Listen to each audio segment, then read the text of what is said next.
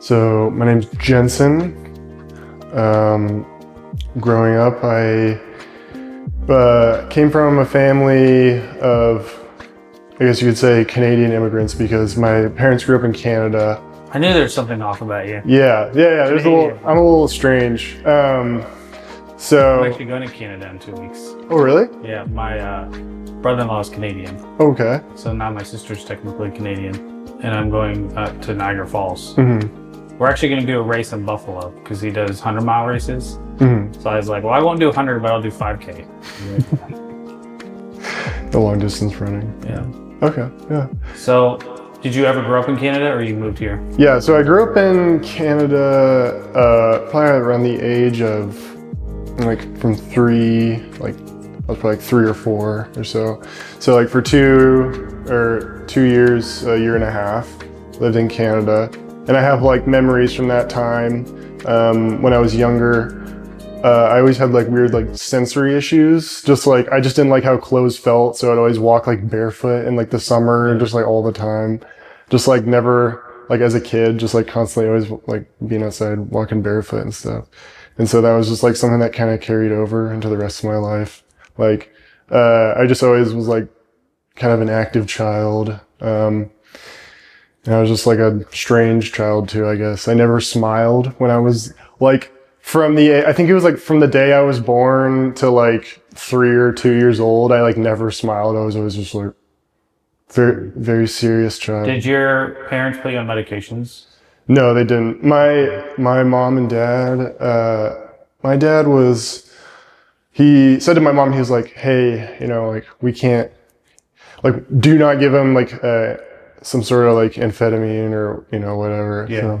So, they refused to put me on that. They tried different stuff gluten-free and, cause I always had trouble in school. So here's my thought on that. Yeah. Having 3 boys.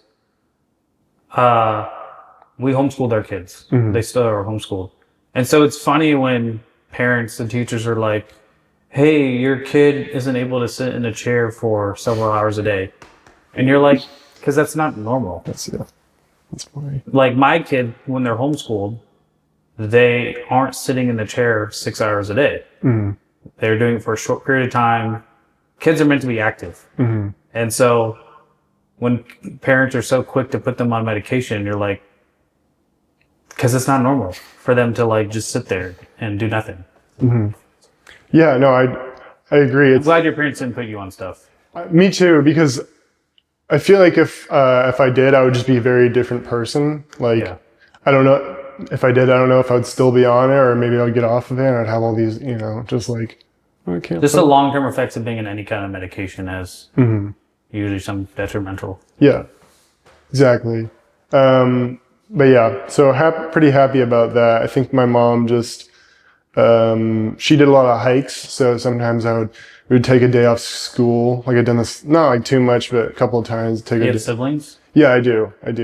I have a brother, older brother, How much older?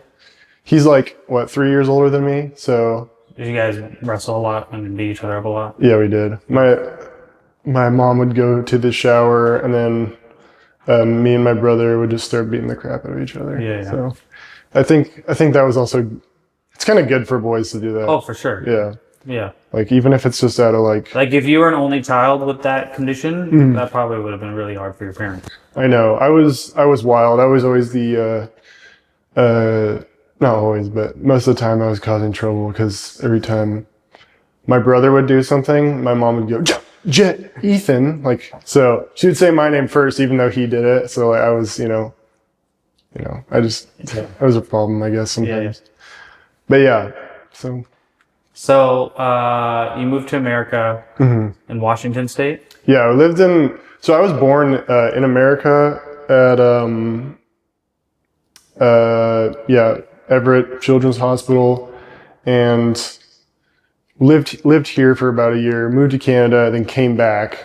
And it was kind of a miracle how that happened because someone rented out, my parents went on a missions trip, when they were in their 20s or something, and they met this person down there. And then he rented out, the house that we live in now, or like, I don't remember if he rented it or bought it or something, but he lived in there. So we got to keep that house and we still live in it today. So Where's that in Everett? no. That's in kind of like the Snohomish area. Oh, okay. Yeah. I was born in Everett, but, yeah. So we had a bunch of issues later on, like because of my parents. My dad was working,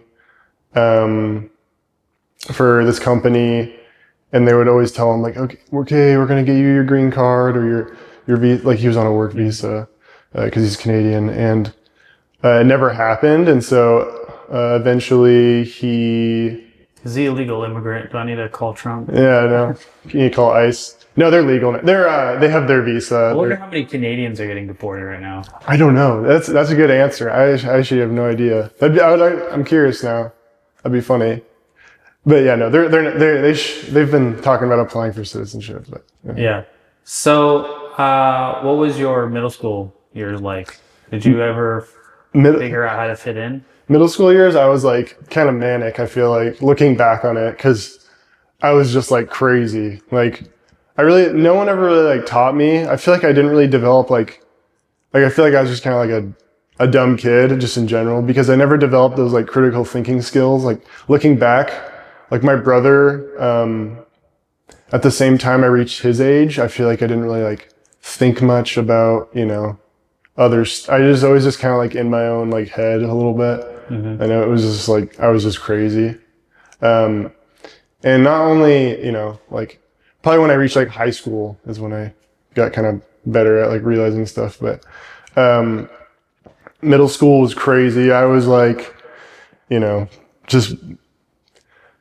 was just like constantly like stressed out about stupid stuff. And then, What would be, so for a kid that's listening, yeah. how, explain to me what you're stressed out about. Just like social, like I guess to answer your question. I never really fit in and everything. Like I was always worried about like what other people are thinking about me and of the sort. And I never really got over that. I was always just like, like I gotta fit in, and I never really did fit in. But So that was middle school. Yeah. Did you play sports? Yeah, I did football in middle school, and then I've always done like track or some sort of running. So I did cross country for like part of the year, and then moved on to track. And then Did you enjoy it, or did you enjoy it? Do you enjoy it? As a kid in middle school, I did. It was more like nerve-wracking more than anything, because that's also something I was like stressed out about a lot of the time. Like my parents, like they kept us active and doing sports and everything, but I never really started to enjoy it until I probably hit like the later years of middle school, and then even in moving on to high school, it was like, oh, I don't want to do this, but I'm going to do it anyways because it's like a challenge. So yeah, because there's a certain kind of parenting now where they're like, the child knows best, and it's like, no, the child doesn't know best. No. And so some parents are afraid if the child gives a little bit of pushback, then the parents will just be like, okay, not for him. But your parents are like, no, you're going to do this. Yeah. Because we think it's going to be beneficial for you in the long run. Yeah, if I refused like entirely, like they probably wouldn't make me do it. Like I probably could have just stayed inside playing video games, which I did a lot during my younger years. I played a lot of video games, just like kind of wasting time, because once again, I never really fit in. I felt like. What kind of games did you play? Like first person shooters, stuff like that. Like I played a lot of. Oh, this is embarrassing. Played a lot of Destiny 2, a lot, like in high school, and then in middle school and all that. Played a lot of like Minecraft, Terraria games, So would you,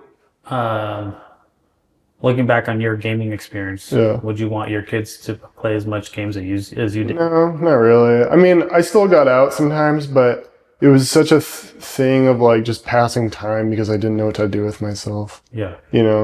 It's like. It's literally just. Did your brother play as much games as you? Yeah, I don't know if we played the equal amount. I probably played more than him, but he still played video games too. So yeah. Yeah. I can't say I regret it, but I also can't say that I loved it either looking back because it's just like, oh, it happened, you know? Right. Is there anything I can do about it? No, but it's like, I still had a good childhood overall. So I'm not really complaining. I mean, it's funny because every time I mention that, it's like, it's a first world issue to be inside, playing video games all day. And even though it's like, even though it's like still a problem, it's just funny to me. It's like, that's our issue, really. Right. Like, dude, I'm not like in a third world country. Like, it's just so, Yeah. you know. Yeah, because that's, as a father of 3 boys, we just limit how much time they can spend on technology. Because there's some parenting that's like 0. And if you give them 0, then my theory is they'll go find it somewhere else. And then once they have that freedom to do whatever they want, they'll most likely go overboard. Yeah. So if we give them some exposure now, then it's like, okay, here is a stimulus because it is stimulating.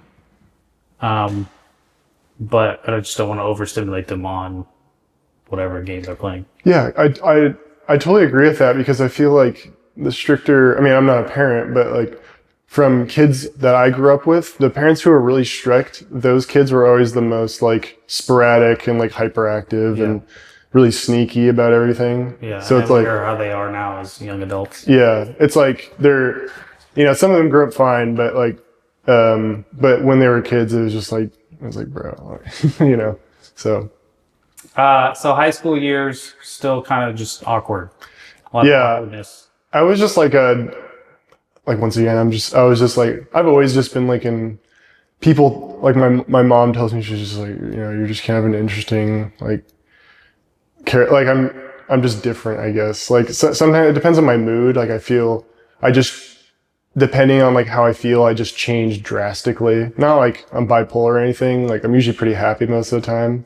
But sometimes I can get too intense or too like happy or just too uninhibited about things. Just like, or sometimes, you know, sometimes I get too angry.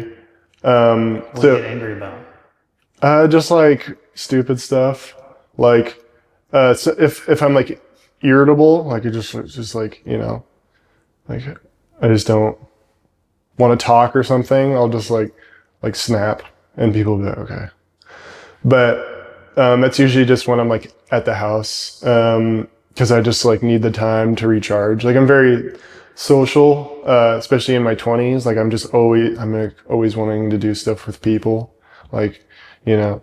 So I prayed about that when I was, and my prayers become true. Like God's answered my prayers, being able to be social. So like, but I do still need to do time to recharge. Like sometimes I just need to sit down and play video games for like an hour or two, just cause like, and then I'm up and ready again to just go meet someone else. So, yeah. So when you graduated high school, what were your thoughts about the future?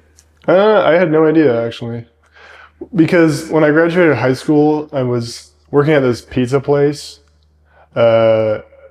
is down in like Mill Creek, Elliott Bay Pizza Pub. Okay, yeah. Yeah, I worked there. I wasn't very good at my job.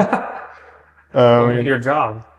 Dude, I don't even remember. Were you baking the pizza? The dough? Yeah, I know I was. Not the dough, but they made the dough in the morning and then. How you messed that up? You just put the toppings on. Dude, I was just.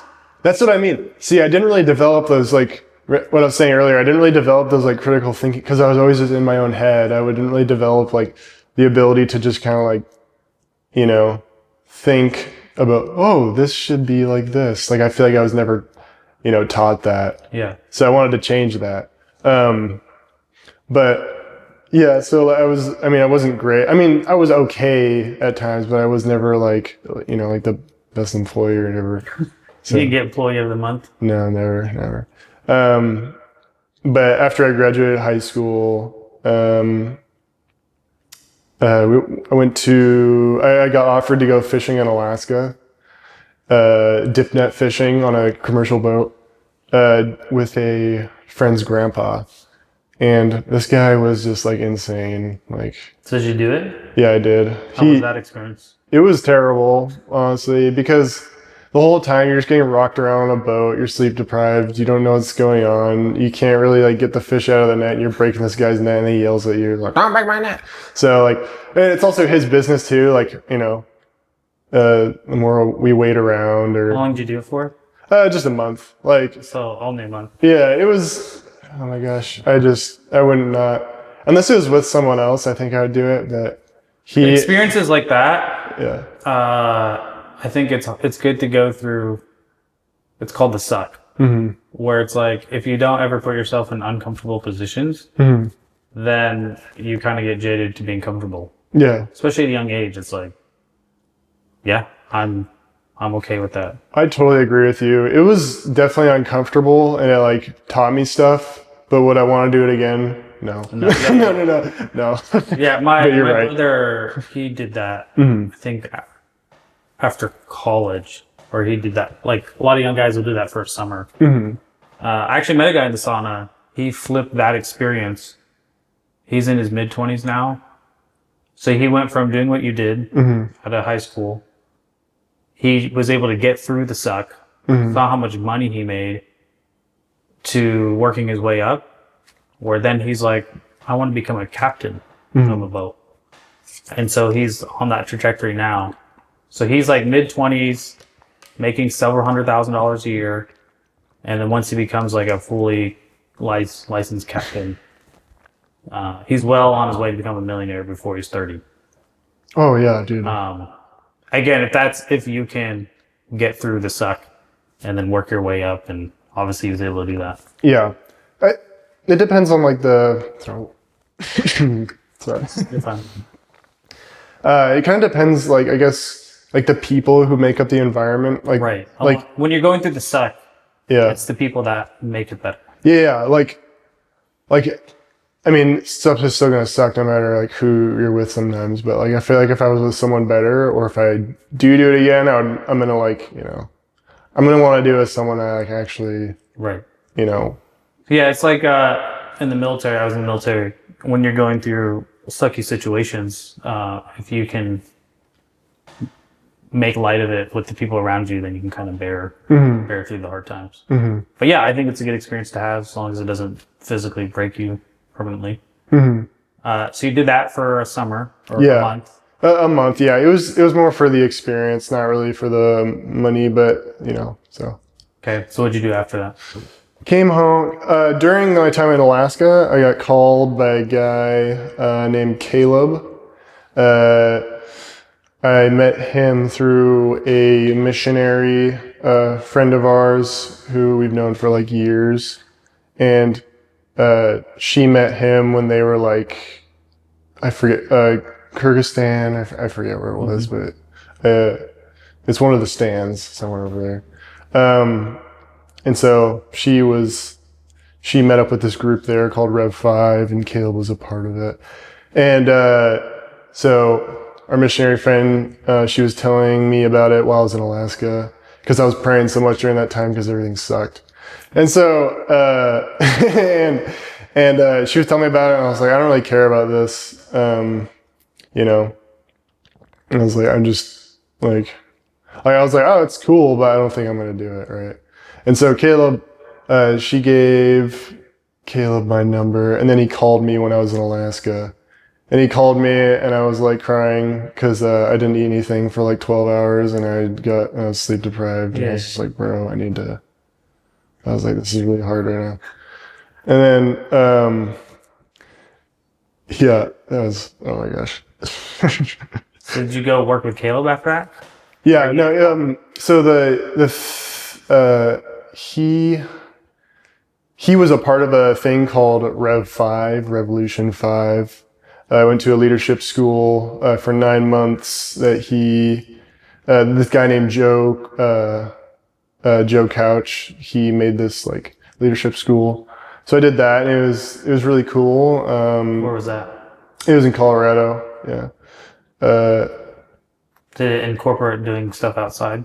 Yeah, we did a lot of stuff. We helped the community. We all kind of lived together in like an old YWAM base. It was really cool because you get to build relationships with people. but it's all centered around Christ. Yeah. Because it was a very interesting experience. Like it's a place where you just grow so much because it's literally just dedicated time to focusing on building relationship and knowledge, the Bible, the Lord, all that stuff. So you build really incredible like leadership skills, and you go through it like acknowledging just like how important relationships are, right? So it was a really cool experience. It's basically just a school that wants to build up believers and leaders into all parts of society. What was life like after that experience? It was, I kind of like... Were you depressed afterwards because you were in such a close community? Yeah, when I was there, I kind of I didn't want to stay, like 9 months was almost like too long for me because by the end of it, I just kind of was just like checked out. Like I still like grew a little bit, but like I could tell I kind of stopped because I was just like, this is just like ridiculous. And like, I don't think, so if anyone's watching, I don't think they know that about me when I was there, but I was just like, I'm done. But it was still cool. So it was a really cool experience. But afterwards, yeah, I was a little bit like depressed because not too much. I tried to ignore it because like I've been like in high school and stuff. I was like, I'm high school depressed, but it's like not really depressed about it. Like it was more anxious, I guess. Yeah. Anxious depression. And then it kind of like came back, but in a form of like, there's not really a lot of people to talk to. Like, everyone has their own thing going on. We're all like kind of adults now. Like I was like 19 when I came back, 19, 18. Yeah, wait. Yeah, I was around like 19 coming back. So I just remember like, I just can't deal with this. Like I was just like constantly trying to do something. I couldn't go on the computer anymore because it's like, I used to be obsessed with video games and I'd come back and I'm just like, this is boring. Like I'd rather be out talking to people. Yeah. So it was kind of like that, but I didn't have a car. I had like a car that I borrowed, like an old family van that we still have, that I could drive some places. And so eventually I got a job at the water district, Silver Lake Water District. And I was still kind of depressed. I was like, So what'd you do there at the district? I was just like Taste the water? Yeah, taste the water. It was a taste tester. No, I was a summer worker. So, I just worked there for like 4 months or so, for the summer. And we just installed, repaired water meters and lots of digging and chopping down these like blackberry. So you were the guy that would travel around to different people's properties to check the meter? Yeah, in the Silver Lake Water District area. And there was one day, this is actually a really funny memory. There was one day I was working there and I literally just I was chopping down blackberry bushes, and it was like the time of season where blackberries were growing. So I just ate so many blackberries. Like I was eating blackberries like all day. It was just a funny memory, but yeah. Did you get sick? No. Okay. I did that a couple of days ago. Actually, I went out onto this trail, and there was like native and also invasive like species of blackberries, and I was just eating like all of them. I was just like, I'm like, oh, I'm full. I should have done that. But yeah. So worked for the water district. What did you do after that? After that, I moved on to HVAC. So I found this because I could only work for the water district for so long before they started to cut my hours because they had to like legally, I don't remember why, but eventually you could only work like a couple hours like a month, like some amount. So I did that. Was like, oh, okay, now I need to find a new job. Where should I work? And there was this like HVAC place that I knew someone who worked there, and I was like, yo, dude, like, are you guys hiring? And he was like, yeah, we are. And so they basically were, because it's just like a, kind of like a second chance, like, not really, but there are like, it's a blue collar job. So there's like people there that are, Questionable people. yeah, questionable people. I mean, I was one of them because sometimes it would be funny to just like mess around, but we never did anything bad. Um, uh, but yeah, worked at the HVAC place, and it was I actually had a really good time in the beginning, but after a while, the working with some of the people, it just got really frustrating. Did you actually? How much skill did you pick up working there? Not too much. Like I picked up, like how to use my hand. Like I was learning that. Did you install a furnace? No. No, I never installed a How long did furnace. you work there for? Almost a year. A year? Yeah. So Well, what because skills did you pick up? there was one guy was an alcoholic. He would drink like almost every night, I think, and um, he told me he was like, "Well, I'll just have it so each time like because I'd always go in and install the flex, like the ventilation, and everything." And I would just basically all I did was install the flex, cut metal, like sheet metal, screw stuff in, all that, just like the basic stuff. So I did learn like, What was the company? I don't really want to say. That's fine. Yeah. Tell me But off camera. yeah, I'll tell you off here. But I would Sounds like they didn't have a very good apprenticeship program. no, like because there was good people there. It was just the people I was working with. Like there was a guy who was like wanting to get me to work with him. Um, uh, but the boss I don't know what was going through his head. Like I literally just didn't learn much because like, and then after a while I started getting demotivated because I'm like, dude, I've worked here for a year and I don't know how to install a freaking furnace Yeah. or anything. I don't really know how to do much. And one day they were making fun of me, dude. I almost lost it. They were like, dude, how do you not know how to set up I forget. It's the ventilation for the stove, Yeah.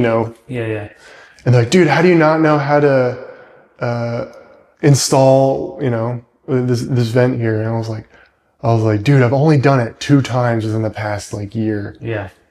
And they were like, they kept on shitting on me, and I was like, eventually I was just like, I literally grabbed him by the shoulders, and keep in mind, like I'm 6'6", I'm like just a large guy, and You're 6'6"? or 6, I don't remember how tall. Yeah, I was like, I don't think you're 6. I know you're over 6. I'm like 6 foot, I'm like 6'6" or something.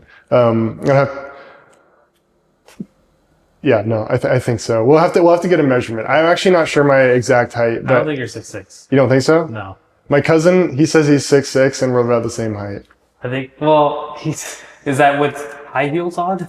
No, that was with I'm like, kidding about high heels. no. No, yeah, I'm pretty sure. We can check if you want. We can We'll check. fact check that. Okay. Well, yeah, we'll fact check it.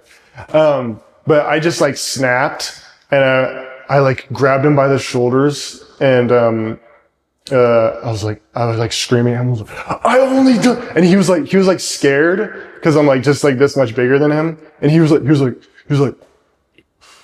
he kind of like see like the fear because Yeah. and like that's when I knew I was like okay, I need to, even though I was like partly kind of like pissed off, but also like a tad bit of like joking in there. Yeah. Even though I was still mad. Yeah. It kind of like showed me it's like if I want to hurt people, like I can, but why would I do that? So it kind of made me feel like bad.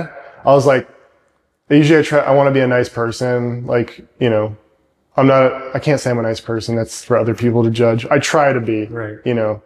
I would say I'm not a nice person. Let's say that. So that just kind of showed me just like, the like presence I can bring to something, like depending on my mood. That was when stuff kind of started going like downhill, because like I was just like, I'm so sick of these people. Like I just cannot work here anymore. Like they're not teaching me anything. Like I literally just want to like not coming to work. I started having like these like sleeping issues because all like this stress. And then I would wake up from a bad sleep and I'd be like, oh, I hope I can sleep again tonight, and I wouldn't be able to sleep. And then it's just like it kind of like compounded after a while. And actually, I think the fact is that if you want to have good sleep, it's that you just don't care if you have a bad sleep. That's like the best way, at least for me. I don't know for other people. I think sometimes it's definitely mental. But yeah, like it just, so I started having all these issues, and I was like, okay, I need to switch jobs. Like I can't work here. This is a dead end job. And so yeah, I left there. Didn't really learn much, just learned like the basics. But I didn't know how to use I didn't know how to use my hands. Like I learned to, thinking like, okay. Like, even though I wasn't the best at that job either, I did learn like, kind of how to act around people. And then I moved on to this septic job. How long were you in the septic job? I don't actually know. Almost less than a year, but like close to it. So Did you at least learn the basics? yeah, I actually learned quite a bit there, but at the same time, it was like the person I was working with made it really hard because I was like trying to learn stuff, but he was just like an egotistical, very like narcissistic, like, racist pervert. Yeah. So I always had to deal with these like difficult people, especially working blue collar. And he'd always make comments about people walking on the side of the road, and I'd be like, dude, can you just stop? I don't want to hear about this person on the side of the road, like very like just disturbing comments. And like, it was, I learned quite a bit, but I feel like during that time I was very just like a not very good employee, but it was like on my part, like I have to take responsibility for, how I worked, but I only started to get better by the end half because I had to talk to him about like, hey, can you not say this stuff around me? It makes me uncomfortable. Like, I don't really want to hear about your weird experiences, and I'm not going to have those because I'm not you. Okay. It's like, I don't really care that you had someone pee on you. Like, this is what he was telling me. It's just weird. I'm like, I don't want to hear this. Just like really weird stuff. And, he blew up on me and he was like, well, you don't know how to do your job. And I was like, I didn't blame it on him because it's like, yeah, I mean, I'm not going to blame it, all on him because it was partly me too, just because I just didn't want to be there working with him. So it just got in the way of my, job. But that's when I was like, okay, fine, I'll fix it. And so, he still would make just gross comments, but it was less so. But he still blew up on me for like no reason. I feel like he just didn't really like take conflict very well, even though I was very like gentle about it. And actually, I improved a lot more. And then he was like, my coworker was like, "Wow, you're doing really good." And so I was like, "Thanks." He was like, "You're doing a lot better." So that's when I realized, like kind of how to like fix some situation. Like,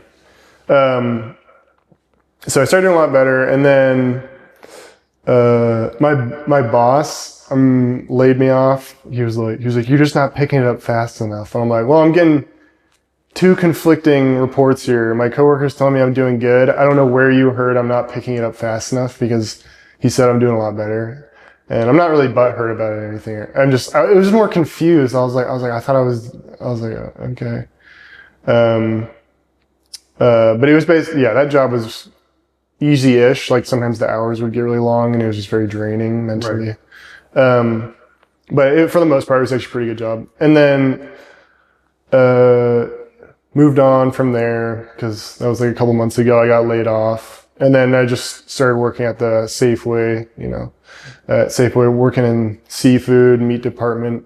And, it's really fun because I feel like I'm learning stuff there too, even though it may be very easy. It teaches me how to talk to people, and it gives me, like a sense of understanding of like people's moods sometimes. Like when I can actively talk to the customer, or if, this is a person who I can just kind of like, like kind of like joke around with, just, you know, because they're also in a good mood. So it kind of gives you like a sense of like what to pick up on, I guess. But that's, yeah, it's pretty fun. It just kind of keeps you organized and all that. But yeah, just working there and yeah. So, looks like you knew you didn't want to go to college. No. I mean, I could have, like, I never did track my senior year, and that's basically how all my other siblings got into college. They all got scholarships. Why did you skip track your senior year? I just wanted to work and get some money, like, because I knew I wasn't going to college, so I was like, what's the point? But I still did work out. Like, I think I told you I ran like 3 miles every day, and all I would do is like push-ups and pull-ups. So it was just like body weight exercises. And so I did that for a really long time, for about like almost like about a year of just like calisthenics and running. And then, so I was still being active, and I was like, I don't want to go to school because like I just hated school altogether, you know, with like. Yeah, I would say college isn't for everyone. So I think it's a smart decision that you didn't go, because there's too many kids that do go to college that shouldn't have gone. And then they get some silly degree, and now they have all this debt, and they're like, I didn't need to go to college. So I don't think you really missed out on that. There was a time frame where college was useful, and the cost, like, even if it was a waste, the cost wasn't like so crazy that now you're paying back all these loans. Nowadays, I would say if you're going to college, it better be for something you can actually use. Because it is going to be waste. Because I know people in their 40s and 50s that are still paying off their college debt. So I think you dodged a bullet there. Yeah. Interesting story. Some things that I've just hearing you speak, it sounds like you're the type of person that wants to use their body for work, which is a good thing, because there is a shortage of plumbers, HVAC, electricians. It seems unfortunate that when you did try those trades, you didn't really have good mentors. To help you. And on part of me, I tried to, sometimes I would, like, you know, I messed up, of course, but sometimes I would like share like the Bible or like Christ with them, but like never was it like super consistent because of, you know, my attitude and their attitude. It was like hard not to have spite against these people. Yeah. So, yeah. But that doesn't mean there isn't someone out there that can, because I've met guys in their 30s and 40s, 50s and 60s that they're looking for guys like you. They want to take someone with raw potential so that they can be like, hey, so I just finished a book, Mastery by Robert Greene. And it talks about back in the day, back before modern civilization, you would generally be an apprentice for 6 to 7 years. Whether it is your family lineage, if your dad was a blacksmith, then you would be a blacksmith, or you'd go work for someone else. So it's usually 6 or 7 years that you would learn the ropes, and then at that point you either continue what they're doing or you go start your own business. But it's a long time frame, 6 7 years. Yeah, that's quite a bit of time. Holy. Good book. I highly recommend you listen to it. Okay. Or read it. By Robert Greene. I got a lot from it because it talks about. So one thing I wanted to talk to you about is you told me that you go on walks and you like to think, and I think that's pretty cool. One thing that I do is I listen to a lot of different podcasts, books, audiobooks, and the analogy that I like to use is think of yourself as an algorithm. There's multiple algorithms running in your body, right? Like you don't tell your heart to beat, it just does it. There's different signals you can send to your heart, right? If you exercise, if you do this. So there you have all these different algorithms running in your body. Most of them you're not in control of. Because if you were, it would be too crazy to like, hey, breathe. Hey, beat your... And so when I think of AI, it's an algorithm that's running. And how does... I don't know how much you know about that space, but like, how does ChatGPT get smarter? Do you know how? I mean, isn't it just fed off the information? Exactly. By the data that it's giving. Yeah. And so for me, how do I become a better version of myself, it's by inputting useful data. And so going on walks and reflecting is important, but also reflecting on useful information is important. So I have times throughout the week or the day or whatever that I'm inputting information, and then I have other times that I'm able to then process that information. So like when I run, it's usually a time where I'm just processing. So I don't have music, I don't have anything. But when I'm lifting, I'm usually listening to a book, podcast, or biography or something like that. So that's advice. Like when I was in my early 20s, when I would lift, I'd listen to music. Yeah. Which isn't bad. Yeah, dude, you're jacked. But now it's like, when I work out, I get multiple benefits because it's like, A, I'm working out. 2, I'm listening to something useful. 3, there is a social aspect of it because you get to meet. Because I saw you there the other day, and there's some guys that seem to know you, and so then you end up like building like a friendship. I don't know if you call them friends, but you end up building like a community of people. I was gonna say, like, going to the gym, I think the gym's not for everyone, but you need to find something, like whether that's climbing, whether that's running, you need to find some sort of thing, because the gym is like a good outlet for being social. Yes. Yeah. So it's not just about lifting weights. There's so many other aspects to it that it's like, hey, I get to check off a lot of different things. So for me, before I even start my actual work day, I've already done all those other things to check off. For most people, they just get up, go to work, but they haven't fulfilled all these other things that I think are important to being just a human. So I would encourage you, you're already on that path, just keep doing it. Because sometimes my buddy will be like, how do you find the motivation to work out? And it's like, that's like asking for me, it's like asking me, how do you find the motivation to brush your teeth? It's like, I don't need it. It's so ingrained into my lifestyle that I feel uncomfortable if I go too many days without movement, you know? And so, I look at who I am today at 37 versus 21, and I'm a very different person. And how did I get there? A, life experience, but B, by also listening to other people's life experience and knowledge and expertise and understanding. And so in 2025, it's so much more easier to do that, even back 15 years ago. You could do it 15 years ago, but it's even easier now. So that's like the two-edged sword with social media and having online access is you can have access to a lot of dumb stuff, or you can be deliberate about accessing useful information.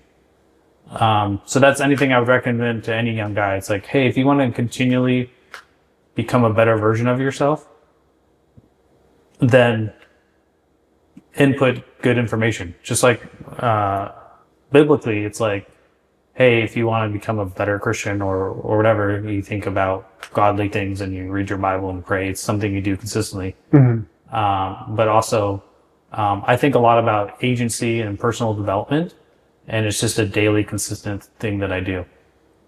So here's a thought exercise I want you to think through.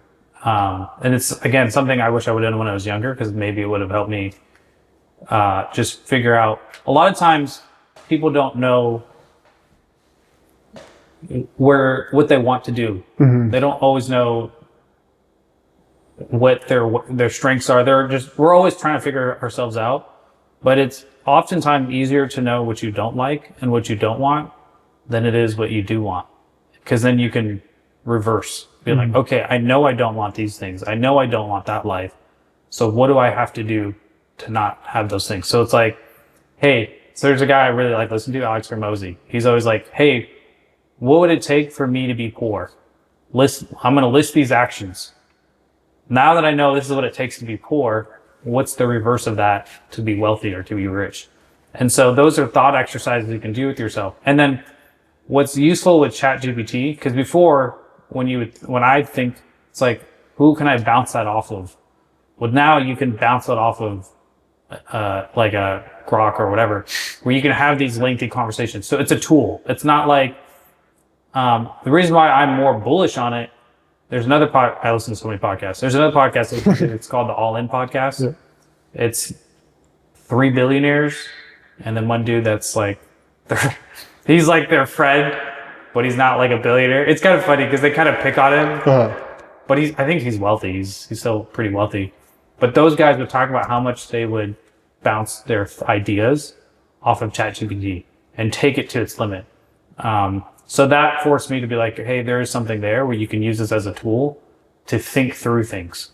Because then if you have a question like, oh, I wonder how many... So here's a question I asked it yesterday, like, how many 21-year-olds are there in America right now? And it's like, oh, there's 2.3 million, whatever. And you're like, oh, that's interesting. And so as you have queries in your mind, you can then bounce it off ChatGPT and it can give you that instant answer. I also use it for debating. So like, I try not to get in too many heated debates in the sauna because most people are just there to chill, right?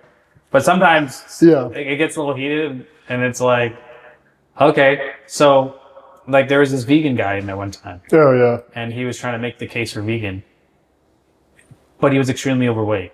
And I'm like, well, you're not sitting there eating vegetables all day because you wouldn't look like that. He might be eating a lot of vegetables.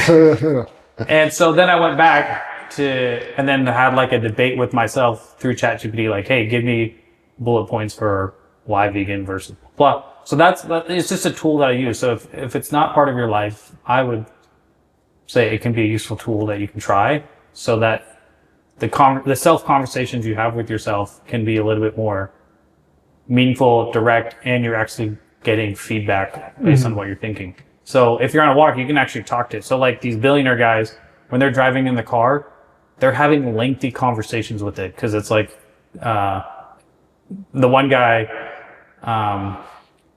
they just go into these random topics of like what they're particularly interested in. So I don't know how much you've used it, but it is a very useful tool. As long as don't go to the point where you want it to be your girlfriend. That's a problem. That's a little weird.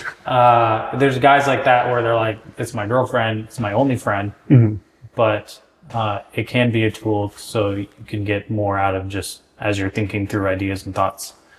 But so the thought exercise I want to do with you is being an average person versus non-average. And to you, what do you think an average person is like? And I'm not going to ascribe it as good or bad, but just like, hey, these are the characteristics of an average person. And if you're okay with that, then keep doing what everyone else is doing. But if you start going down the list and you realize like, hey, I don't want that life. Therefore, what other actions do I need to be taking to make sure I don't have an average life? And so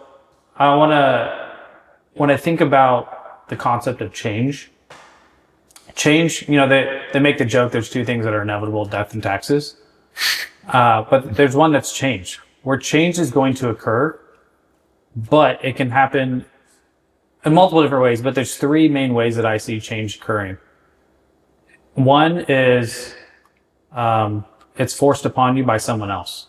For example, you show up to work and they fire you and you couldn't do anything about it because you're like, oh, so that's one way change happens, is it's forced upon you, nothing you could do.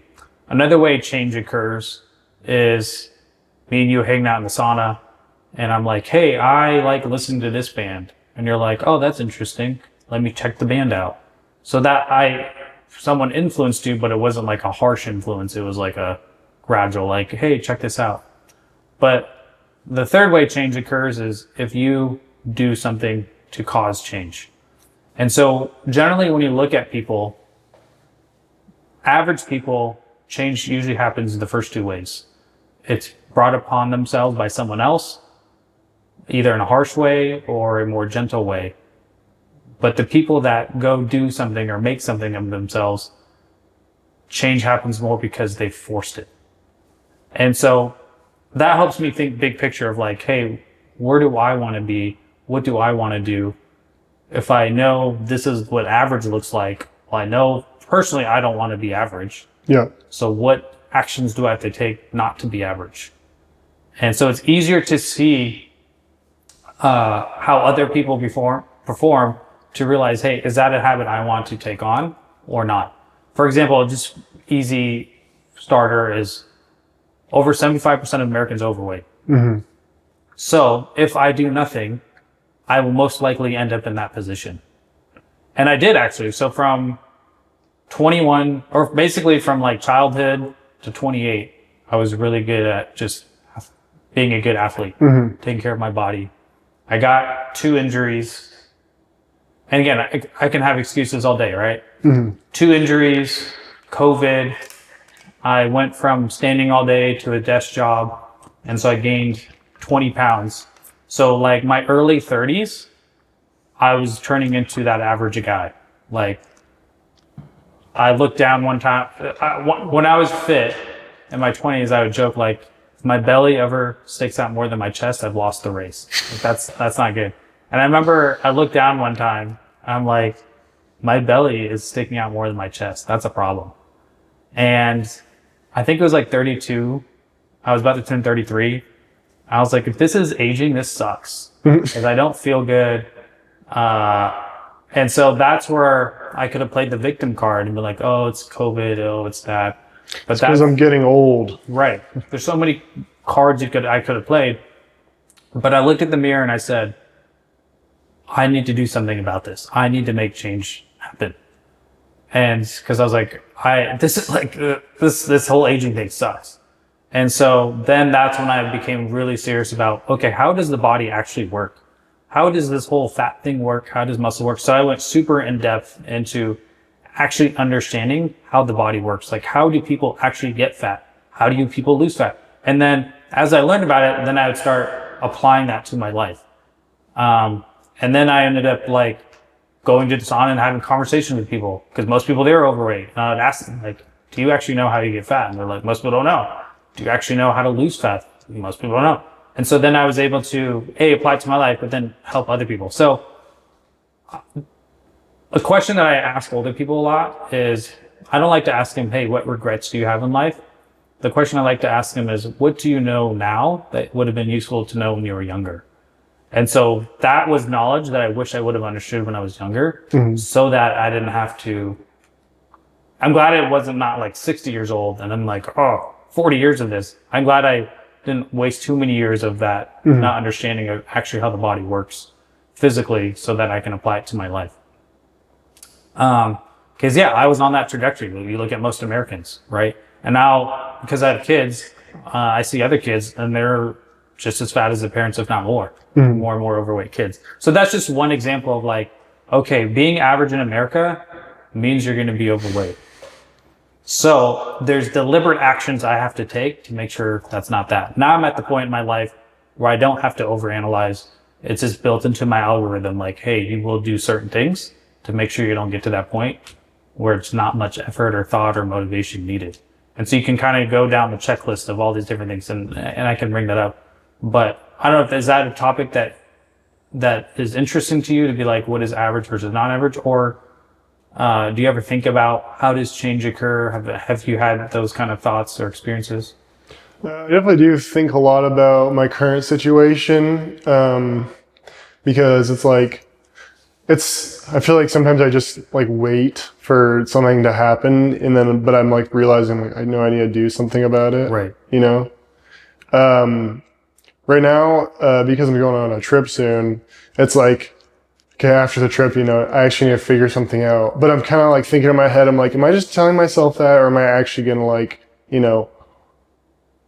get out of like the comfortability, because, I have to change my schedule for whatever, like thinking about going to HVAC school or, finding a career somewhere.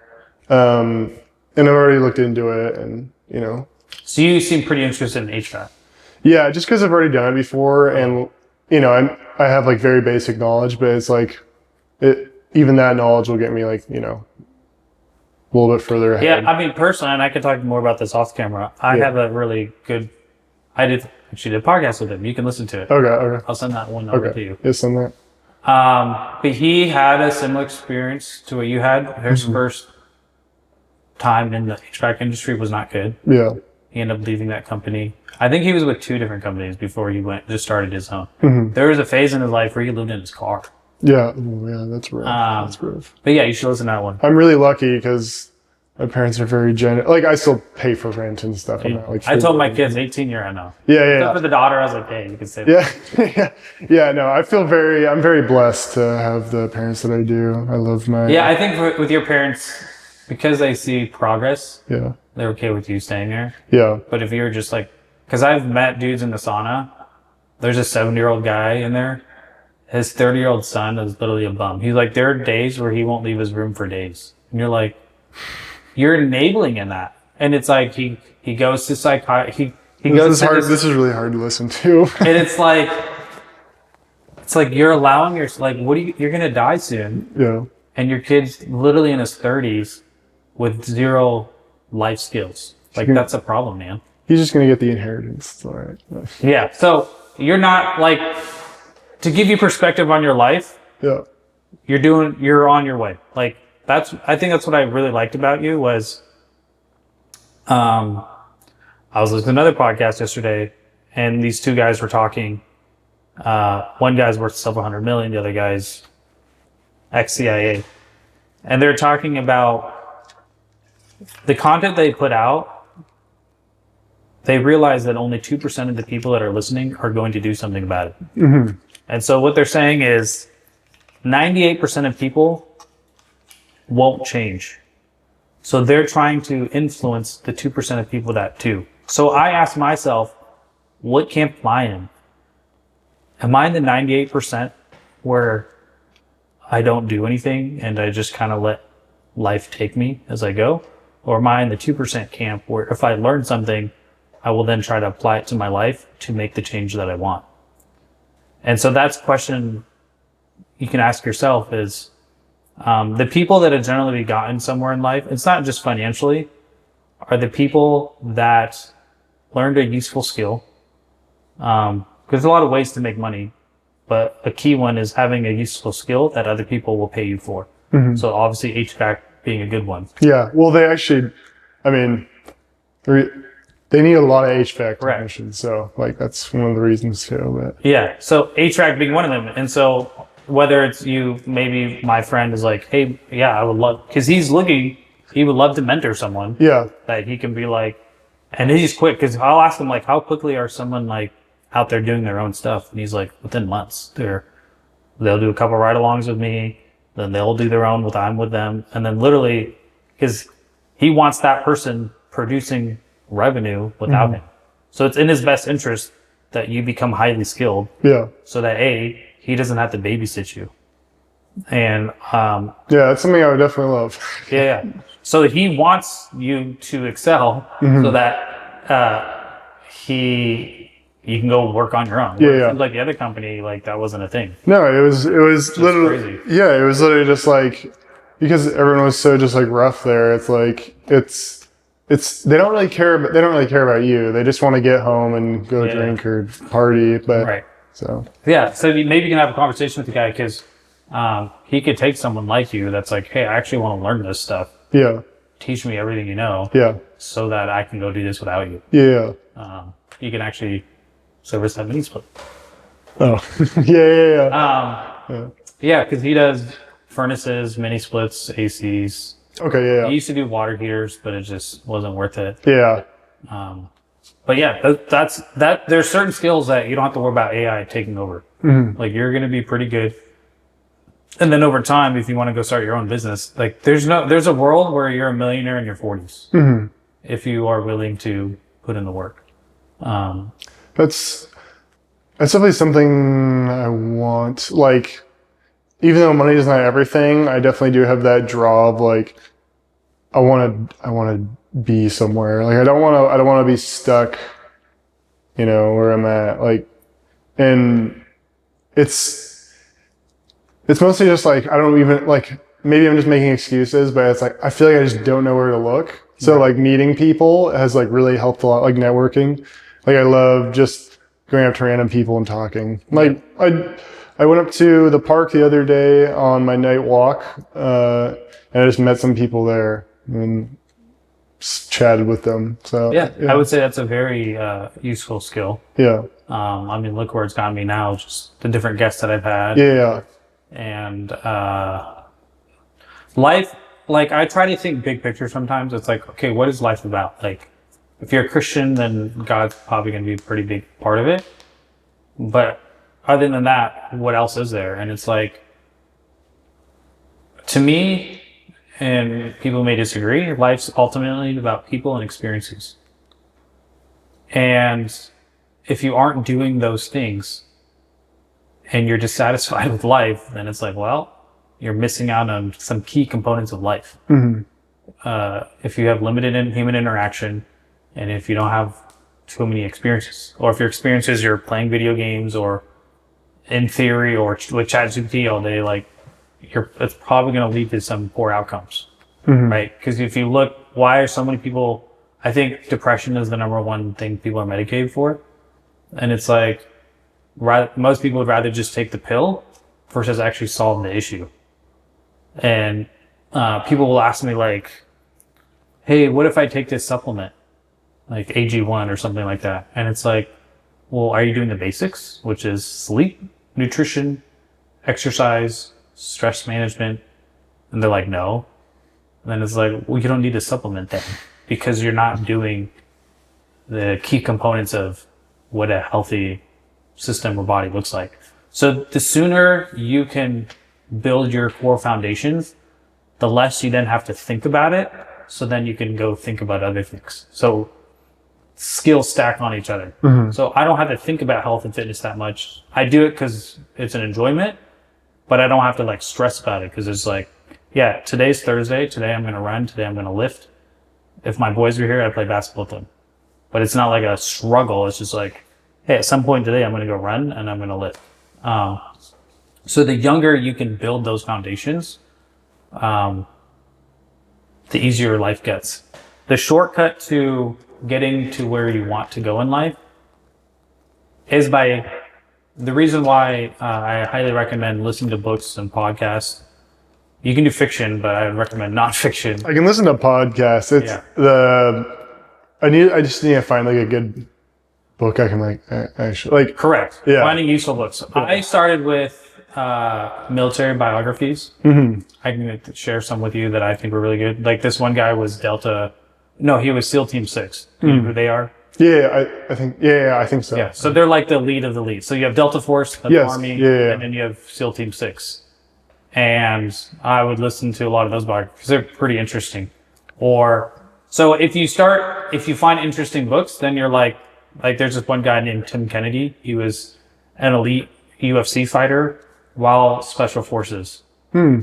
So after you listen to his book, you're like, am I even a man? Yeah. You're like, some people can find it like, I find it like motivating to be like, oh, there's so much more that you are capable of doing. So if you listen, I highly recommend.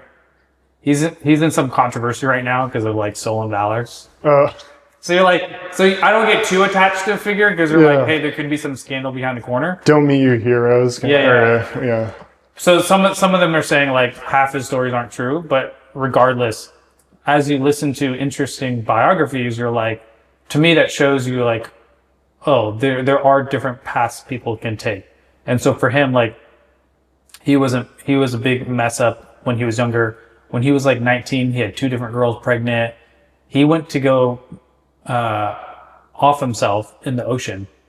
He just walked into the ocean and was like, I'm never going to come back at 19. Like at that point, because he was just like, and then he walked out to the ocean and randomly this guy was in a boat and was like, are you going to get in the boat or are you just going to off yourself? And he's like, maybe I'll get on the boat. And that just changed the trajectory of his life. But he was like a firefighter, a police officer, UFC fighter. He's fought human trafficking, all these things that he's done. You're like, oh, there's a lot of things out there that you can do. So that's what I find motivating about listening to biographies is you get to learn from other people's experiences and then determine what can I take away from that. So that's kind of like there's no real shortcut to life, but you can steal other people's knowledge and experience by hearing what they have to say. It's kind of funny. I don't know. It's kind of in relation. It's just an interesting character, not really like, did you hear about that guy? I think he was like, I think it was in World War II. He like fought so many battles and he like lost like fingers and limb. Yeah. You know about that guy? And he's just like was out on the bat. Like it kind of reminds me. It's like, how do you even do that? Right. Like that's literally an insane person. Like, Right. Like imagine working that hard. Right. So that's why there's another guy I like a lot, Patrick Bet-David, and he talks about he was a big mess up too in his younger years, and he realized if I can just listen to books, like useful books, you can brainwash yourself into becoming a better version of yourself. Yeah. Which is the whole concept of agency and personal development. And so just in the past few years, even from age 30 to 37, I'm a different person because of the actions that I've taken, but also people that I've listened to. So the younger you can do that, the better and the quicker you can become of yourself. So the alternate of that is, I was just talking to my buddy. He'll probably listen to this. So let's say he is. But he's like, there's certain people out there that are more concerned about entertainment. So they are listening, they're watching The Bachelor, they're watching The Kardashians. And so it's like, well, what is that doing to your mind? I'm not going to say it's bad, but I'm also going to say it's probably not the most useful knowledge.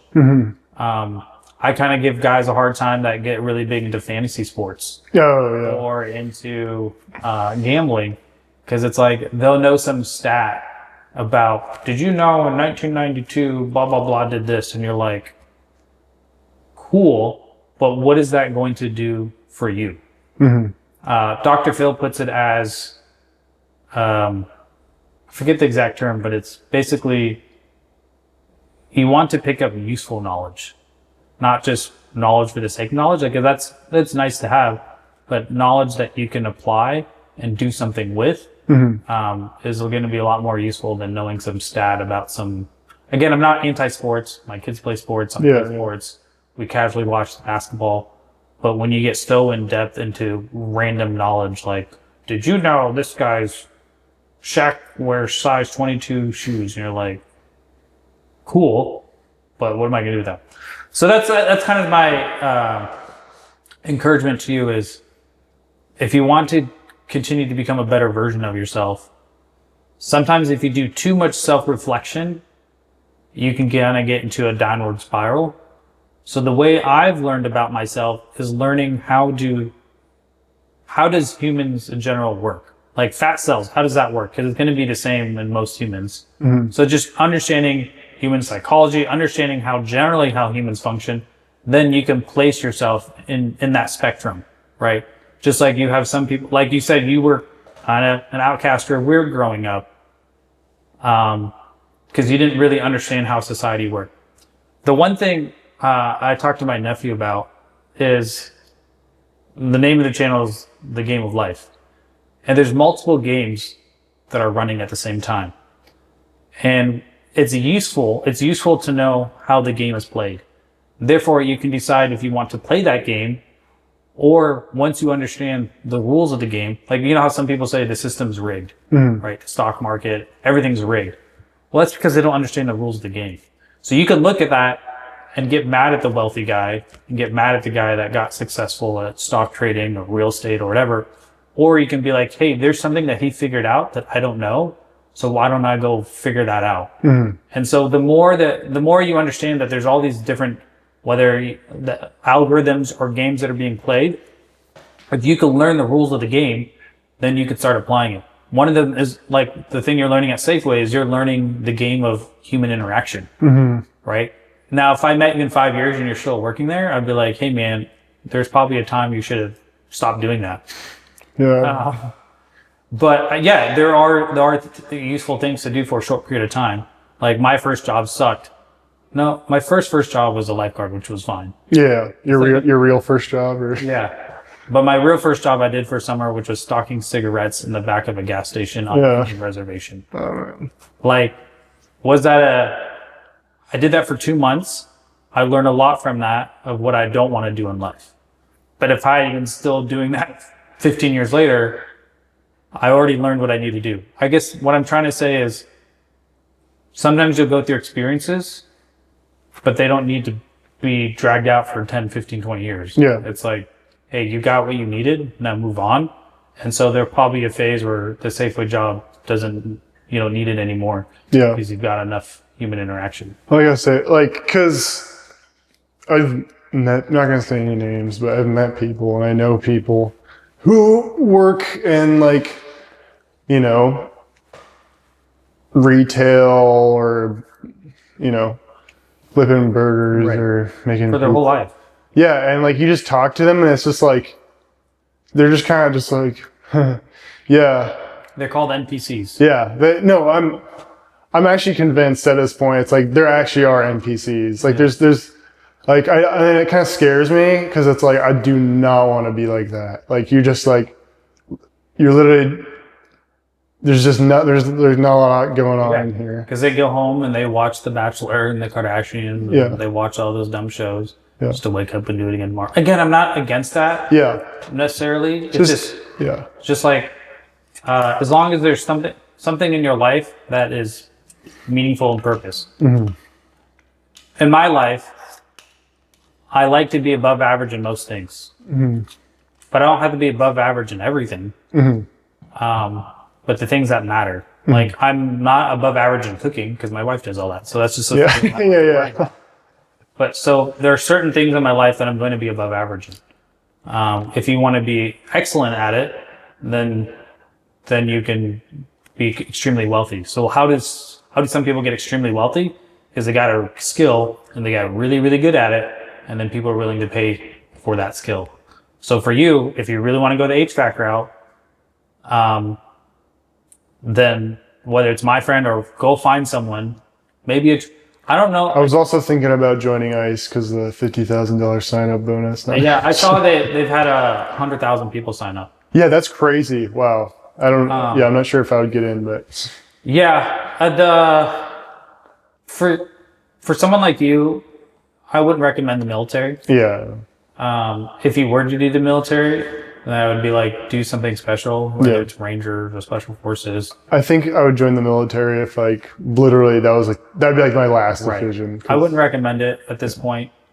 But unless you just dude, I really want to be a Ranger. Yeah. And it's all right, you can do that, but just know that fishing experience that you had, that's what the military's like. Yeah. Yeah.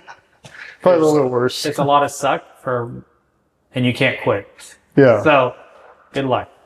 Unless I run away to Canada or something, but yeah. No. But yeah, so you just said, hey, I don't want to be an NPC. So let's go through this. This is something I pulled up. An average American, we already know 75% of people are overweight. Mm-hmm. So at this point in your life, start building things, non-negotiables in your life. Hey, these are actions that I will take for the rest of my life until I learn something new that changes it. So I have beliefs that I hold on to, but with new information, I'm willing to change. Mm-hmm. Does that make sense? So there's a few hills I'm willing to die on. There's beliefs that I've built over time, mm-hmm. but I am willing to adjust and change based on new information. Does that make sense? Most people, once they've learned something, they aren't willing to change or they aren't willing to upgrade their thinking. Mm-hmm. Case in point, a good goal that I would tell most men is figure out how to get to $100,000 as quick as possible. Because that's a hard goal to hit. Once you hit that, the next achievements become easier. Getting to 200 is actually easier than getting from 0 to 100. Because now there's certain skills you have to get to 100,000. And that was kind of like compounding on it's not even about compounding, it's just more the skills that's a different thing, like investing. Oh, right? yeah, okay. But I'm saying the skill set that it requires to get to 100,000, once you're at 100,000, it's easier to go from 100 to 200. Okay. Yeah. So the sooner you can figure that out. So for my kids, it took me a long time to get to 100,000. Mm-hmm. For me, I'm hoping that I can teach them a lot of stuff in high school so that when they are 18, what took me 10 years, they'll be able to do in 3 years. Mm-hmm. Because I will be there by their side if they so choose to work with me. If they're like, hey, Dad, screw you. Hey, you can choose hard mode if you want.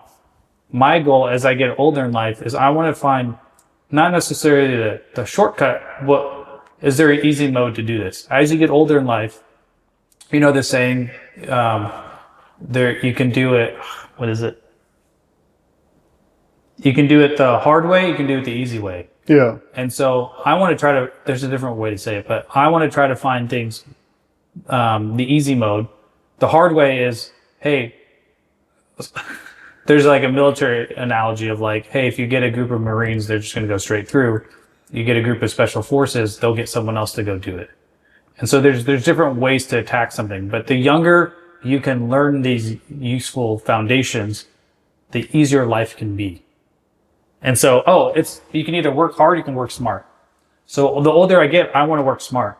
There are phases in your life, especially when you're younger, where you do have to work hard because you don't have the smarts. But as you get older, then you can start flipping that, where as you work smarter, you'll make way more money because you work smart, not hard. Mm-hmm. But you do have to go through the hard phase. Yeah. And sometimes you have to, especially if you change drastically enough, you'll have to go through that hard phase over and over again. Mm-hmm. But that's where it's useful to, that's why I listen to all these other different sources. Because I'm not that intelligent and I'm not that smart. What I'm trying to do is gather information that then I can then apply to my life to figure out, okay, I don't have to go spend, that guy's just, when you read a book from someone that's useful, that person spent 20, 30 years. For example, a doctor. There's certain podcasts that I listen. Have you heard of The Diary of a CEO? I've heard of it, but I haven't. So it's an interesting podcast, and I've learned a lot from it because it's funny because the host himself, I don't find that interesting. Yeah. But it's the guests that he has on. So, for example, some of his most recent guests was a neuroscience, or we'll have like a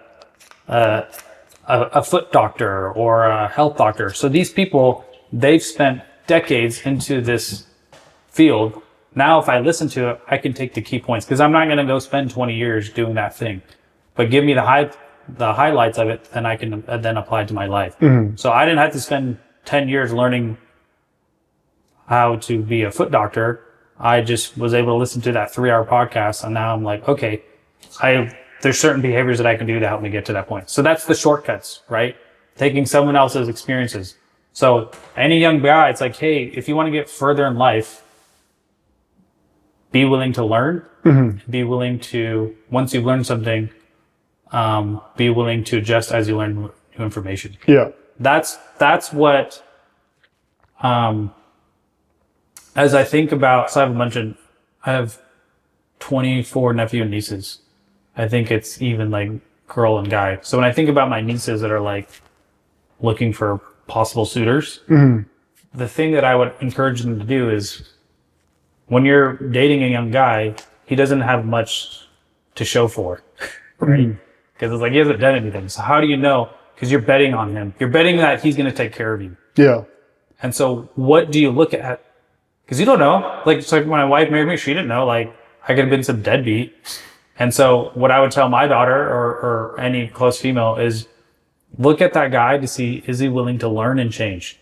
If he's not willing to learn and change, not that you have to change him, but if that's not built into who he is, then most likely he's not going to do that as he gets older. Because there's still things he has to learn and go through. But if he doesn't show that aptitude of learning, then he's limited on, not that people can have drastic change as they get older, right? But that's something I would tell someone. And so it's like the chance of them changing. Yeah. So if you are an individual, and that's what I noticed from you when we saw him the first time, where I was like, this guy is different. Mm-hmm. Not because of all the experiences that you had, but it's because of the experiences you can have, mm-hmm. and the ability to, you're not an NPC. Yeah. Case in point, I hope this guy doesn't see the podcast, but I met a guy yesterday in the sauna, 22 years old. Yeah. And he's just going through the motions of life. And he grew up in California. worked at a donut shop, which requires minimal skills. Now he works at Costco in the bakery, which he hates. But for him, anytime change happens, it's not because he did it. It's because someone else caused that change. His girlfriend got him the job. He had issues with drugs. How did he get into drugs? Someone influenced him. He's in a better spot now, but someone like him doesn't have the raw potential. He will most likely not go as far in life as someone like you, right? You're both at the same age, but what's going to be the difference between you and him? The difference between you and him is that you're willing to learn, you're willing to change, and as you learn, you keep reiterating. You become different versions of yourself. And so the hard thing for people is the skills that it takes to get to $100,000 requires different skills to get to the next level. And that's hard for people because you're like, man, this is the version that I was to get to this level. Now I have to disregard some of that stuff to get to the next level. And that can be really difficult for people. I have to go through that change. Anyone that goes through extreme success goes through different phases. Like, hey, if I want to become worth $10 million, then I have to get new skills and disregard some of the old skills. Does that make sense? Yeah. And that's hard for people. Like bad habits, because it's not necessarily a negative thing. That's what I'm trying to. For me personally, I'm not trying to see things as right or wrong. Yeah. It's more of, for example, another useful term that I like to use is frameworks. And so there are frameworks that I'm teaching my kids that's going to be useful for them from 0 to 18. Once they become adults, some of those frameworks aren't going to be as useful for them. Oh, yeah. And so that's where people attribute it to right or wrong. It's like, no, I gave you these frameworks so that you could get to 18. Now, some people will look back and they'll be like, oh, my parents sucked or they were dumb or blah, blah, blah. And sometimes parents are bad. Yeah. Right? There is no perfect parenting. But you build frameworks, but sometimes those frameworks then you have to break them down a little bit to develop new frameworks. Does that make sense? I think so. Yeah. Like, well, you can't have like the same habits, the same, like, you have to actively grow with your environment. Yeah. Yeah. I see what you're saying. Yeah. So let's take the HVAC experience. So let's say you do end up working for my guy. Yeah. Right? So he's going to teach you skills. Hey, within a certain amount of months, because he's done it a few times, he kind of knows the process of how to get you from A to B. And so you're going to go with him, do a couple swaps or whatever. You're going to learn from him, and then he's going to watch you do the thing. So you're going to learn how to be an individual operator. Now, if you want to get to the next level, you then have to learn how to work within a team with other people, right? So that's different skill sets. It doesn't mean what you learned before was bad, right? Because a lot of people attribute it to bad. It's not bad, it's just different, right? So then you learn to work within a team. And then maybe you're in your 30s and you're like, I want to start my own business. Well, that's new skill sets, right? So you're not necessarily saying what I learned before was bad. Now you're just requiring a different version of yourself. Does that make sense? Yeah, that makes sense. Too often in life, people want to say right or wrong, bad or good, which is more like it's just different. So when I say someone's average, I don't put judgment on that. I'm just saying, hey, if that's the outcome of life that you want, then go for it.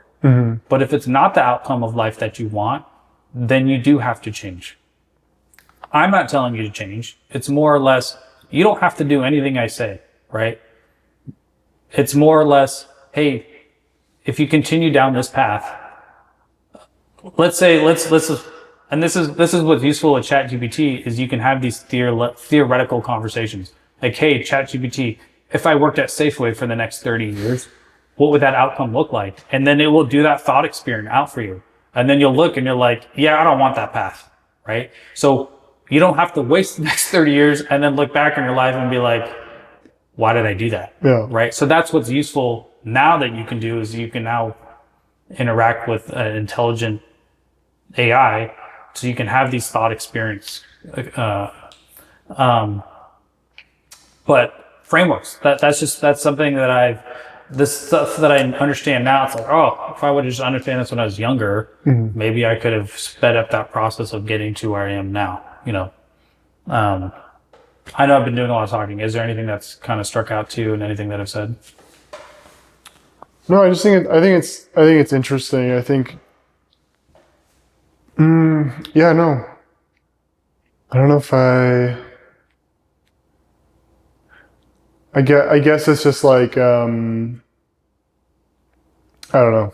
All right. I need to collect my thoughts no, more. for sure. Yeah. So let's go through this. Average, and this is American, because America is different than any other country in the world. It's so funny to me when people talk bad about America, and you're like, okay, bro, go live in these other countries and let me know how that works out for you, right? What makes America different than any other country is the opportunity. You're not guaranteed success in America, but you sure have opportunity for success. And I'm not just talking about financially. And something you hinted towards earlier is about money. Money is a tool. And so a lot of Christians are scared of money. And so their prayer to God is give me enough, just enough. But that's a very selfish prayer, because you're basically saying, God, I only trust you to give me what I need. But I would say Christianity is more about helping other people. And so when you're praying that selfish prayer of only give me what I need, what about all the other potential people that you can touch?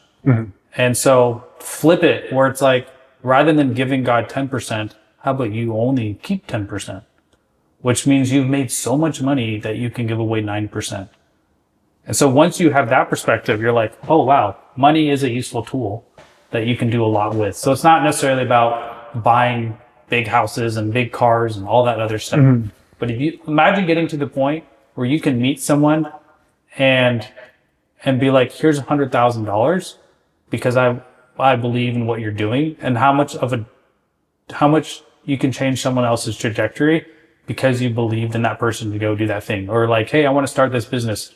Boom, here's $50,000, right? So that's what money's able to do, is it's just a tool, right? And so the way I think about money is you can either be a slave to it, or you are going to understand how to use it as a tool to be effective for someone else. Because the thought process I've had about money is, if I'm going to work 40 hours a week, I might as well figure out how to make a ton of money. Yeah. Right? Most men and women now are going to work 40 hours a week. So why would I go figure out how to work minimum wage? Where, like, if I'm going to put in the hours, I might as well figure out how to get the most of those 40 hours. Right? Where a lot of people just have the mindset of just enough, and so just working minimum wage. So that's one thing for me as a father, is I want to give my kids life skills so that when they are of 18 to 21, they're not just working minimum wage, because I've given them the skills to be like, hey, I can go, not out of entitlement, right? Too many kids go to college, come out, and they feel entitled to make a lot of money. It's like, no, you don't actually have any life skills. You don't have any useful skills to pay you for that. Yeah. Does that make sense? I think so. I think that. All right. So average, overweight, to be above average, have a healthy body composition, be strong and active. So understanding, what does that actually look like? So that's why I listen to podcasts about longevity. What actions do I need to take if I want to live healthy? I don't have to obsess about it, but I'm always constantly learning. So Dr. Peter Tia wrote a book called, I forget now, it's been a few years, but I'm always just like learning useful information about that. So it's like, oh, that's interesting. But the more I learn about it, all these things, like, a lot of this stuff comes back down to exercise. Most people don't exercise, therefore they have all these health issues. If you exercise, if they could put exercise in a pill, it'd be $1 trillion industry. But you can't, because you actually have to go do the thing. Yeah, this is what really gets me fired up, actually, because it makes me mad when people are like, wait till you get to my age. It's like when I get to your age, I'm going to do the most I can to stay active. I'm not going to be like you. I hate when people say that. It's really annoying. Yeah. It's like, sure, when you're older, you may not be able to do the same amount of like stuff you were when you were younger. You may have right. Me at 37. Yeah. The difference, and this is stuff like I try to talk to guys 5 to 10 years older than me. Yeah. to be like, hey, what's that like? And most of them aren't able to articulate. Yeah. And so if a 21 were asked me, I would say I could still do. Here's what's interesting. Not to brag, but there's most of the guys at the gym I can still outcompete. Yeah. If they want to beat me in cardio and lifting. Yeah. Because here's the thing, I'm not excellent in either one of them. Yeah. Nor do I need to be. I just want to be good at both. So there's a guy at the gym, good dude, really strong. And I was like, hey, let's go do pull-ups. And I beat him. Right? Yeah. So most guys at the gym, if I'm like, hey, and these are guys in their 20s, they could maybe beat me in a lot of the lifts, but also let's go to the track. Yeah. And they'll won't even be able to make 100 meters, right? And then most guys that are running, I'm like, hey, let's go to the gym. Most of them can't even bench their body weight. Yeah. So for me personally, I don't need to be at the 1% in both levels. I'm okay with being in the 5 to 10%. Yeah, like a pull-up, like especially for like older people, like I think that's so important, just be able to do a single pull-up. Like I think that should be like almost, a thing that everyone should strive for. Yes, a man card, I think there are basic things you should be able to do as a man. Yeah. And one of those is like run a mile, Yeah. do a pull-up, do a push-up. These are all things I'm pushing my boys to be. Yeah. I want to be an example for my boys, so that that's part of what keeps me fit is like, hey, if dad's fat and lazy, then that's the kind of boys I'm going to create. But if dad's fit and active, then that pushes them to want to do that as well. Yeah. All right. Exercise. Most people don't exercise. Yeah. So that's average. To be above average is, do you consistently do resistance training and cardio? These are basic foundations that you can build into now. Diet. Most people have a highly processed food, low protein.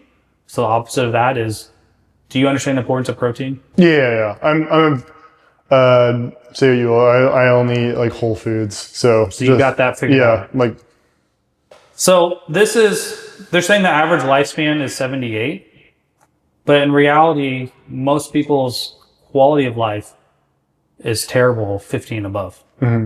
And so if you are healthy, then there's no reason why you can't live into your 80s and 90s. Yeah. Right? But those are all things you do today.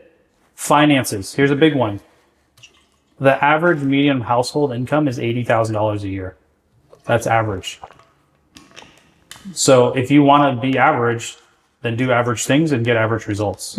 But if you want to make more than $80,000 a year, then you have to figure out how to be more useful. What skills do I need to learn so that I can make at least $100,000 a year? Average, most people work paycheck to paycheck, low engagement, right? NPCs. Education, this is a big thing. Most people stop learning after school. So if you look at the people that are successful, go ask them, what are you listening? Who's influencing you? What books are you listening to? Most people that tell you they aren't doing anything, you can say they're not going to get really far in life because they're not actively engaging and learning. If they are learning, it's dumb stuff like, did you know Kim Kardashian did this yesterday? And you're like, bro, I don't care. I hate small talk because that's usually, so when I'm in the sauna, I try my best to not engage in small talk. Just like yesterday, that guy didn't know me from anything, and he's telling me he has a DUI, DWI. He's telling me his whole life story. Because that's like, to me, that's interesting. Like, Yeah. And I don't judge him. I asked him, I was like, hey, what was like, do you remember the time when you first got introduced to drugs and why you did it? He's like, yes, I do. And I was like, do you wish you never would have done it? He said, yes, I do. So it's interesting how I can get people to, I thought it was natural, but people are telling me it's a skill to get people to, in such a short period of time, open up. Maybe it's almost easier talking to a stranger because you're never going to see that person again. Yeah. I've had people in the sauna be like, I cheated on my wife. Like, tell me some crazy stuff. You're like, you probably don't even, your close friends probably don't even know that about you. So that, for me, that's a fun skill. Relationships. Average person has passive friendships and low quality relationships. For someone that's successful, they have intentional relationships and they have a good network. So those are all these things that at 21, if you can start building into this, then when you are my age, you can look back and be like, oh, it's not by accident I am who I am today. Where most people tomorrow's going to happen regardless. You get to dictate what kind of life you have tomorrow by the things you do today, right? Mindset, average people, they're more reactive, while above average people are more proactive. And the analogy you can use is sports, right? With track, it's super simple. It's like, hey, if I want to get good at running, I don't accidentally get better. This summer I had a goal of getting better at the 5K.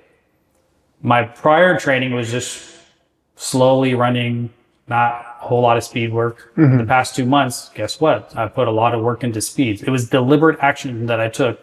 And so I'm hoping that I can get a 20-ish minute 5K. That didn't happen by accident. That happened because of deliberate work, right? So there's a lot of things you can take away from being physical. And that's what's cool. It's like, one thing I would tell my niece or my daughter is, if you're looking for a guy, you don't have a whole lot to go on, but did he show some kind of success as a young person, whether it's through sports? Because you learn, right? You learn that if I do this thing, I can get a certain outcome, right? People who don't do sports, people who don't do acting, people who don't do that kind of stuff, they get, as they get older in life, they've never gotten good at anything. Well, then why would they get good at anything as they get older? So the sooner you can learn to excel at something at a younger age, then that can translate to other things. Does that make sense? Yeah. So at the end of life, this is an analogy Alex Hormozy likes to use a lot. The grandfather sitting in a rocking chair. And when he's going through an experience, he's like, what would my 85-year-old self think of this? And that helps him reframe situations that he's in or decisions he has to make. And so people that are older, a lot of them who aren't proactive about life have a lot of regrets. I wish I would have, versus I'm glad I did. So these, that's what's interesting about ChatGPT, is it can help you think through those things, versus you just trying to manifest smart ideas. Does that make sense? Yeah. Talking it through, like, giving a hypothetical to, like, like what, like what you said earlier, like what path do you want to take? I think that's actually that's a good tool to use it, because it's like, there's so many different things that can also happen, but I'm not texting him. So I'm literally asking ChatGPT what HVAC. Which path is good for HVAC? And so then it can help you direct work to path. Fastest start is basically become an assistant. When you did that, it just stalled because the person that was training you didn't do a very good job. Obviously, you can go to trade school, but that takes time. It takes money. Where if you hooked up with someone like my guy or a plumber or whatever, you ideally want to get on the job training so you can go do it yourself. But yeah, so it takes you through all these different paths. But I just wanted to leave you with that thought is I'm happy to be a resource for you as you get older. Like when I was in my 20s, I did look for older guys, but most of them I didn't find that impressive. And so they either didn't have their life together, or they weren't fit, or they just weren't, they didn't impress me. And I'm just like, what do you have to offer to me? And so I'm happy to be a resource if you want that. It's like, hey man, I'm going through this, and maybe helping you think through some things. For example, just like you like meeting strangers, I do too. On Tuesday, I was at the track, and there was this guy running around the track. And it could have gone two ways. My ego could have gotten involved, where I could have seen that guy as a threat and be like, oh, that guy is blah, blah, blah. But I was like, no, let me go befriend this guy. Because, so we ended up becoming friends on the track. And he was technically in better shape than me, but my ego was okay with that. And so we ended up, got his number. I don't know if we'll do a podcast, but he's 30, I'm 37. And him talking to me, he can kind of see a few years down the road, like, okay, I think the reason why a lot of people are afraid of the future, because it's unknown. How do you take that fear away? By learning from other people who have possibly gone on that path. Because you're going to go on a different path than me, but you can kind of have an idea of. I think the reason why some people are scared of fatherhood or motherhood or whatever, it's because like, oh, what is it like to have kids? But if you engage with people that have kids, and hopefully they're gonna tell you it's great.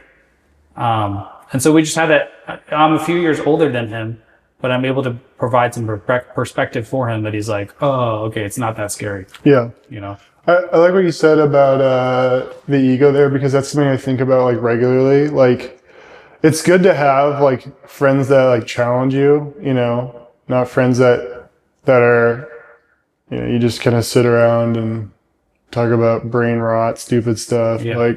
Like it's good to, especially as a man, to like intellectual, physical, but at the same time not get jealous, you know, or not get egotistical if they can do something that it's like you have to look at the positives in your friends and how can I fix myself so that we can have a better, longer lasting relationship with each other where we can help improve one another.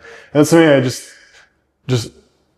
came up to mind. Like, I think about it so much. I'm just like I want to have, you know, like you said, when you're at the track, like you could either have been egotistical or you could have went up to him and like, you know, had a conversation. You guys actually had a good conversation. It's like, but at the same time, you guys are also influencing each other and keeping each other active by, you know, keeping each other's egos in check, but also.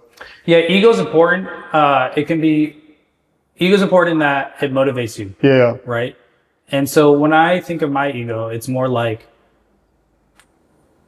it's this 5K that I'm training for, right? If I didn't have an ego, then I wouldn't have the motivation to train for it. But it's me versus me. Yeah. So that's the key thing is, healthy ego is me versus me.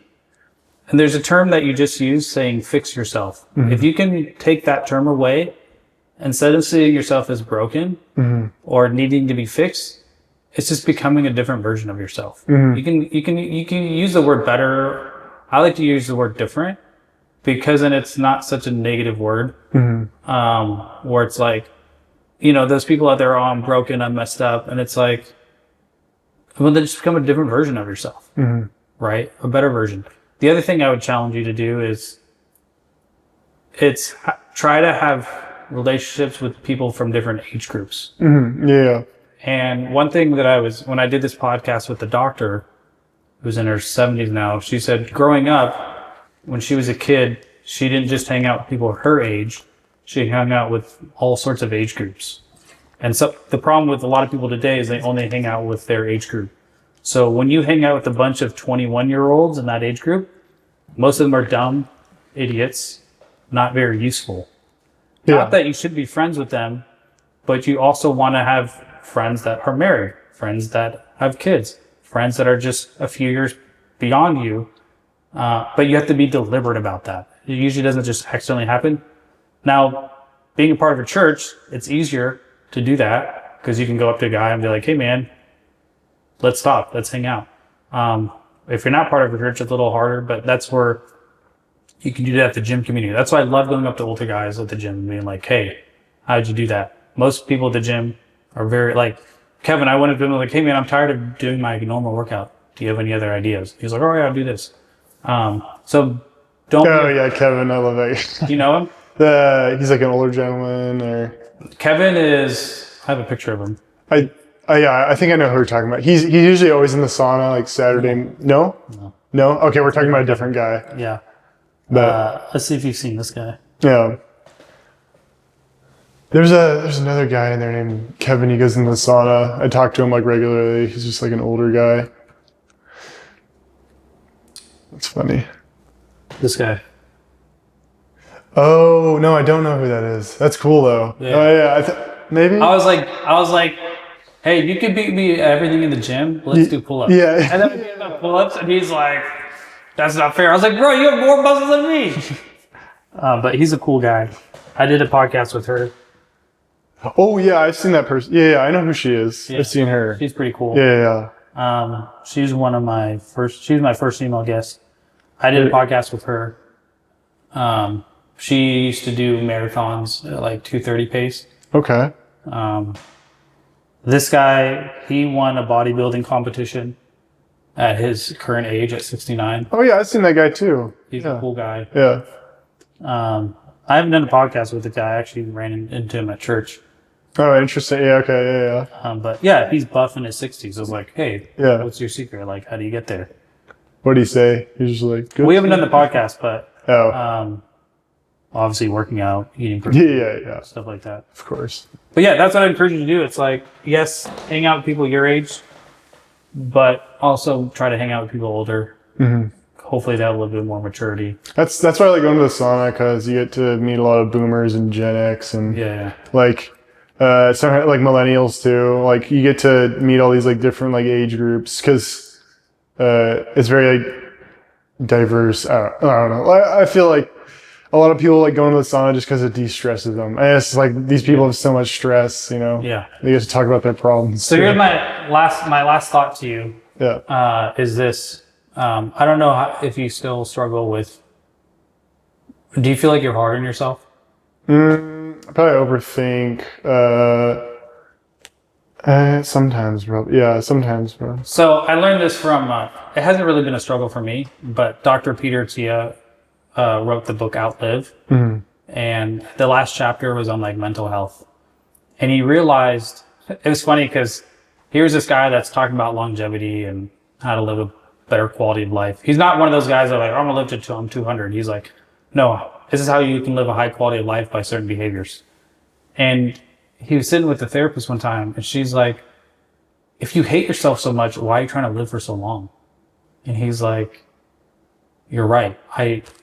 So he had there was a lot of work they had to do, but he had to reframe, which is another term I like to use, is if you're going through something, how can you reframe it so it's not so bad of a situation?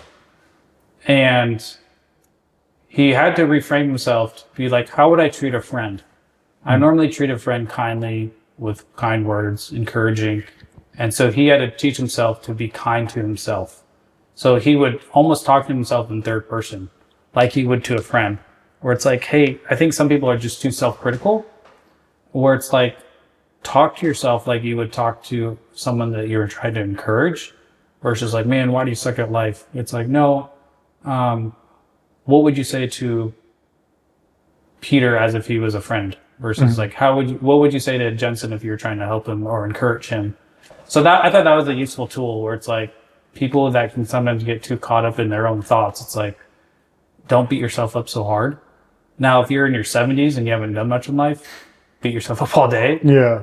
But you're only 21, you still have so much ahead of you. Like, if you would have asked me when I was 21, what are you going to do when you're 37? I wouldn't know. I wouldn't have known. Right? Yeah. I feel the same way now. People ask me, like, what do you want to do? I'm just like, I don't know. Right. I didn't find my career till I was 30. But the thing is, though, some people get paralyzed with indecision, where for you, it's like, keep taking steps forward. Eventually, hopefully the stars align, but at least as long as you're making progress in one area of your life. Or my family member, he's not making progress in any area of his life, which is sad, where it's like, hey dude, you're only 22, like life's not over, but because he doesn't know, men need purpose. We need something to do. And until we find that big thing, there's all these little purposes that we can have. Like, because I try to encourage him, like, well, then fix your health and fitness. Because he's like, I can go all day without eating. We got to fix that, man. And the analogy I was trying to use to him was, because he plays video games. And video games, when do you play the final boss? At the end. At the end. Yeah. And so to be ready for the final boss, what do you have to do? You have to gear up. You have to gear up. So there's all these little bosses you have to defeat. And so let's say I understood what your calling in life was supposed to be, and I said, hey, this is what you're going to do with your life. This is what it is. That could almost be too stressful for you, because you haven't built up the video game analogy. You haven't built up the traits and the skills to do that thing, right? And so many guys, young men in general, are struggling these days, a lot of them. And it's like, a lot of them because they don't have the big vision in life, but a lot of them because they aren't doing the little things in life, which add up to the big thing, right? And so you're on the path, man. You're doing it. You're learning, you're growing, and just keep on that path and just you don't have to do like 100% progress every day, but just 1% progress here and there. And so over time, I've just built up different frameworks. Like, hey, every day I'm always trying to learn something, whether it's relationship, whether it's fitness, whether it's mental, whether it's whatever it is, I'm always trying to learn a little bit of something. So I can be like, hey, I learned this today. We'll have to go running sometime. Yeah, dude.